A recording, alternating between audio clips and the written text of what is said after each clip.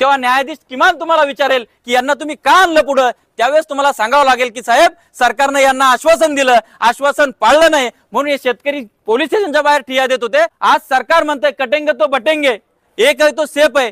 आम्हाला जातीची भाषा इथं करायची नाही, कारण की शेतकरी 18 पगड जातीमध्ये आहे। मी तुम्हाला सांगतो आपण कटेंगे तो बटेंगे यांच्या नादी लागलो तर आपण कटून बटू। आपल्याला शेतकरी म्हणून आपली शेतकरी जात म्हणून एक राहायचंय।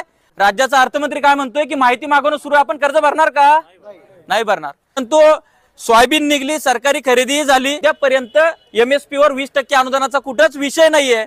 रेवंत रेड्डी नावाचे मुख्यमंत्री आहेत, 31,000 कोटीची कर्जमाफी केलेली आहे, 40 लाख शेतकऱ्यांना लाभ मिळणार आहे आणि 15 ऑगस्ट पूर्वी सर्वसकट शेतकऱ्यांचा सातबारा त्या ठिकाणी कोरा करणार आहेत।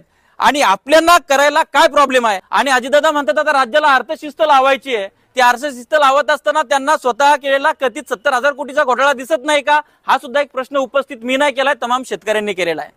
हे इतके शेतकरी यांचे कामधंदे सोडून पोलीस स्टेशनच्या समोर येऊन बसायला काय पागल नाहीयेत, बरोबर आहे?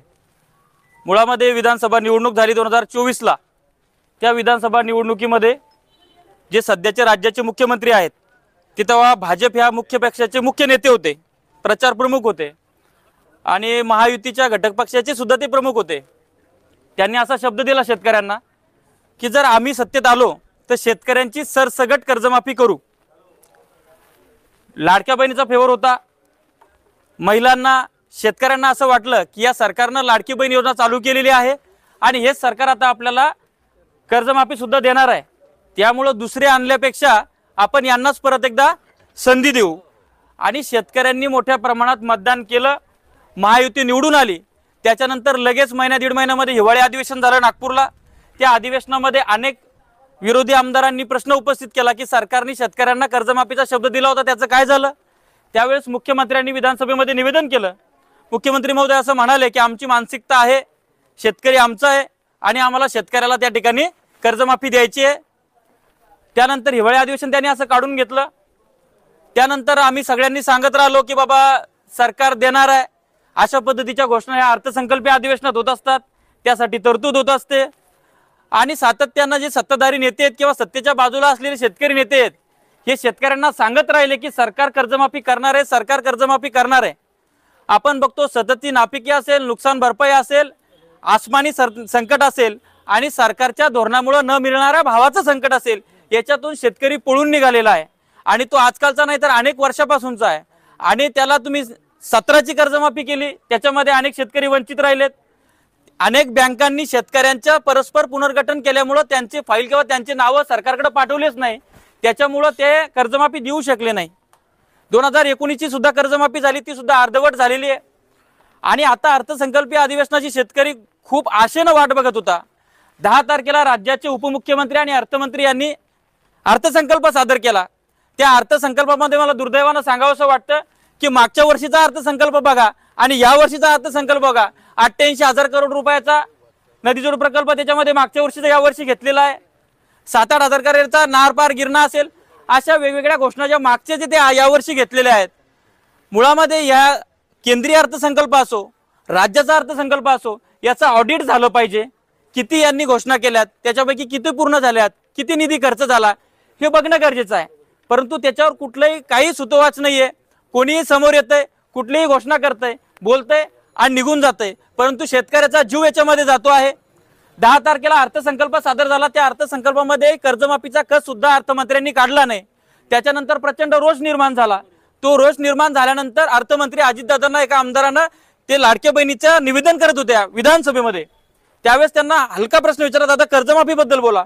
त्यावेळेस अजितदादा खाली बघले, हसले आणि मजाकमध्ये त्यांनी म्हटलं की कर्जमाफीची माहिती गोळा करणं चालू आहे। त्यानंतर शेतकऱ्यांना काय वाटलं की राज्याचा अर्थमंत्री ऑन रेकॉर्ड, कारण की विधानसभेमध्ये जे बोललं जातं ते टाईप होऊन बाहेर निघतं, तो GR असतो शासनाचा अधिकृत, तर ते ऑन रेकॉर्ड बोललेले आहेत की माहिती मागवणं सुरू आहे। तुम्हाला आम्हाला काय वाटणार, आपण कर्ज भरणार? राज्याचा अर्थमंत्री काय म्हणतोय की माहिती मागवणं सुरू आहे, आपण कर्ज भरणार का? नाही भरणार। मग त्यानंतर 28 तारीख येते, त्यांना वाटतं की बाबा त्यांना विषय असा होता की फसवून मतं घेतलेली आहेत, सरकार स्थापन केलेलं आहे, परंतु बगल देऊन 5 वर्ष काढायचा त्यांचा प्लॅन आहे। परंतु त्यांना असं वाटलं की अंगलट येतंय आणि अजितदादा म्हणतात आता राज्याला अर्थशिस्त लावायची आहे। ती अर्थशिस्त लावत असताना त्यांना स्वतः केलेला कथित 70,000 कोटीचा घोटाळा दिसत नाही का? हा सुद्धा एक प्रश्न उपस्थित मी नाही केलाय, तमाम शेतकऱ्यांनी केलेला आहे। बरोबर, म्हणजे हम करे तो रास लिहिला आणि तुम करे तो कॅरेक्टर दिला. आपला तो बाबू लोकांचं ते कार्ट, ही भूमिका सरकार घेत आहे. आणि 28 तारखेला मार्च एंडिंग म्हणजे 31 मार्च 3 दिवस राहिला असताना या राज्याचा अर्थमंत्री स्वतःला असं म्हणतात की मी सगळ्यात सिनियर अर्थमंत्री आहे, कारण की मी जवळपास 11 ते 13 वेळेस अर्थसंकल्प सादर केलाय. ते अर्थमंत्री म्हणतात, दम देतात शेतकऱ्यांना की 31 तारखेच्या आत कर्ज भरून टाका, कसल्याही प्रकारची कर्जमाफी होणार नाही, पुढचे 2-3 वर्ष आम्ही कर्ज माफ करणार नाही. पण शेतकऱ्यांना आशा होती की फडणवीस साहेबांनी आपल्याला म्हटलं की 7/12 कोरा करणार, तर फडणवीस साहेब म्हटले की अजितदादांनी आणलेला माझं सूचना, त्यांच्या सूचनेला आणलेलं माझं पूर्ण अनुमोदन आहे. म्हणजे अजित पवारची भूमिका हीच आमची भूमिका आहे. त्यानंतर बावनकुळे बोलले, महाजन बोलले, दरेकर बोलले, एकनाथराव शिंदे बोलले, या सगळ्यांनी सांगितलं की राज्याची आर्थिक परिस्थिती डाऊन झालेली आहे. त्यांना कंटाळून भाजप सेना महायुतीला शेतकऱ्यांना मॅन्डेट दिलं होतं 2019 मध्ये. ते नंतरचं महाभारत झालं, त्याच्यात आपल्याला जायचं नाही, आपल्याला शेतकरी महत्वाचा आहे.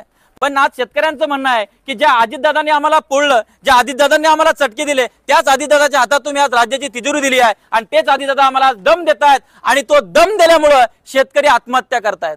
आता काही दिवसापूर्वी आमच्या कैलास नागरेंची पाण्यासाठी आत्महत्या झाली. देश स्वतंत्र होऊन 70-75 वर्ष झाले, तुम्ही अन्न वस्त्र निवारा तर देऊच शकले नाही, पण शेतीसाठी पाणी आणि वीजही देऊ शकले नाही. त्यामुळे हा जो मोगलाई कारभार चाललेला आहे, या मोगलाई कारभाराच्या विरोधामध्ये आम्ही या ठिकाणी बसलेलो आहोत. आज आमच्या बैठकीमध्ये आपल्याला काहीतरी निर्णय घ्यावा लागेल, नाहीतर संपू. आज सरकार म्हणतंय कटेंगे तो बटेंगे, एक आहे तो सेफ आहे. आम्हाला जातीची भाषा इथं करायची नाही, कारण की शेतकरी 18 पगड जातीमध्ये आहे. मी तुम्हाला सांगतो, आपण कटेंगे तो बटेंगे यांच्या नादी लागलो तर आपण कटून बटू. आपल्याला शेतकरी म्हणून, आपली शेतकरी जात म्हणून एक राहायचं आहे. आणि हे प्रातिनिधिक आहे, हे सरकारलाच कळलं पाहिजे की आज त्यांच्यावर गुन्हा दाखल झाला पाहिजे. आम्ही जर काही कोणाची फसवणूक केली, लगेच आमच्यावर गुन्हे दाखल केले जातात. मग सरकारवर गुन्हे दाखल करायची प्रक्रिया जर का राज्यपाला थ्रू असेल किंवा त्यासाठी विशेष अधिवेशन घ्यायची गरज पडली तरी घ्या.